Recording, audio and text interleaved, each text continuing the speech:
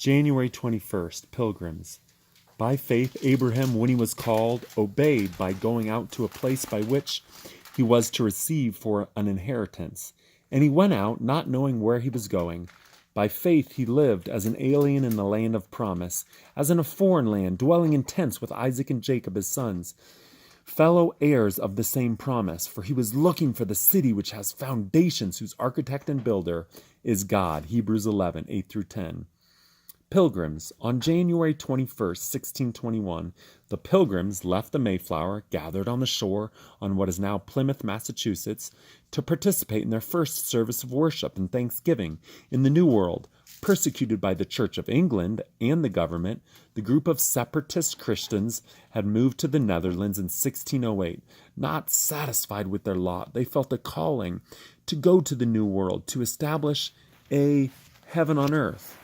On July 12, 1620, 35 pilgrims left the Netherlands, along with the leaders William Bradford and William Brewster, aboard the Speedwell, a ship they had purchased in Southampton, England. They were joined by a group of English separatists, bringing the total group of pilgrims to 120. The London Company granted them a charter to establish a settlement in Virginia. On August 5th, 1620, the Speedwell and the ship Mayflower, which they had hired, departed from England. The Speedwell had to return to port twice because of leaks. On September 6th, all the pilgrims, 102 men, women, and children, departed for the New World on the Mayflower. The crossing of the Atlantic took 66 arduous days and was fraught with dangers from storms, a cracked beam, repaired by a screwjack, a leaky ship, and 2 pilgrims died on the ship. 2 children were born, and on November 11, 1620, anchored at Cape Cod, the men drew up a covenant for self-government. They were fearful of the native population, but did not need to be, for the Indians had left the area because of a devastating plague in 1617. That God providentially worked out. On December 11th, they pulled up anchor and sailed across what is now Cape Cod Bay and anchored in Plymouth Harbor. In the first year, 52 of their number died, including their governor, John Carver. By spring, there were only a handful of pilgrims with strength to prepare the ground and plant crops. They would have perished were it not for the assistance of Squanto and Samoset. Another providential occurrence. It was 2 Indians who had been held captive on an English ship. Perfect. They had already learned English, therefore, and they taught the pilgrims how to plant, fish, and hunt. Another key to the survival of the pilgrims was the leadership of William Bradford, who served as governor for 30 years. He quickly changed the initial economy, which was set up on a communist pattern, to a biblical pattern. If you don't work, you don't eat. Bradford and other leaders assumed all of the debt for the settlement with their English backers. In the fall of 1621, they had a wonderful harvest for which they thanked the Lord and invited their Indian friends to join with them.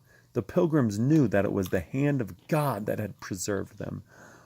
What an incredible voyage and vision that the pilgrims would leave Europe, undergo a most risky passage for the purpose of establishing a new city that would be based on a covenant with God. They were not the first, but they were the most successful. They dealt with insurmountable problems.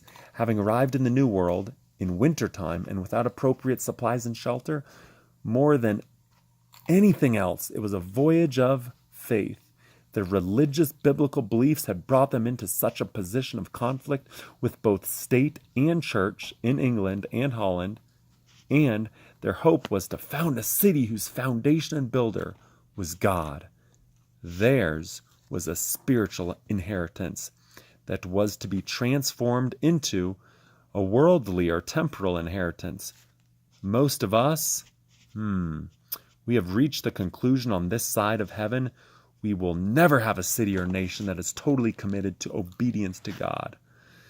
The Pilgrims were part of a religious biblical heritage that clung to the belief that their service to the Lord would hasten his kingdom.